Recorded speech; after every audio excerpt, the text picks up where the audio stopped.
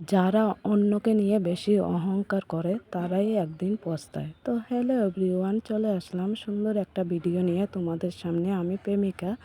তো তোমাদের ভিডিওটা কেমন লাগে একটু অবশ্যই কমেন্ট বক্সে জানাবে।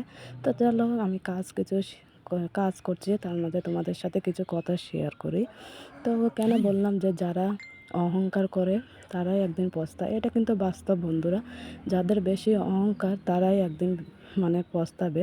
এই ধরো, আমি তোমাদেরকে একটা উদাহরণ দিচ্ছি। তোমার সাথে অনেকে খুব দুদিন ভাব করলো, ঠিক তিন তিন দিনের দিন তোমার সাথে ঠিক পাল্টি খেয়ে যায়, কারণ তাদের একটু অহংকার একটু বেশি হয়ে যায়।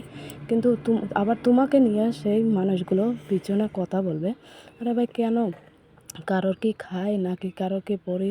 তো আমার মতে যে কাউকে নিয়ে কারোর আলোচনা করারও দরকার নেই।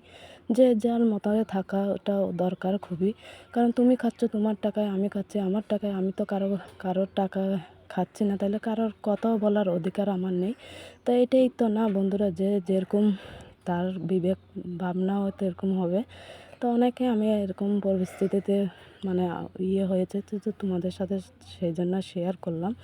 কারণ তোমাকে একদিন মানুষ ব্যবহার করবে, আর যখন ব্যবহার করা শেষ হয়ে যাবে ঠিক তোমাকে ছুঁড়ে ফেলে দিবে, এটাই বাস্তব। সেই জন্য যে পৃথিবীতে কাউকে বেশি ভালোবাসতে নাই, তুমি তোমার মতন থাকো, নিজের কাজকর্ম নিয়ে, সেটাই অনেক বেটার হবে।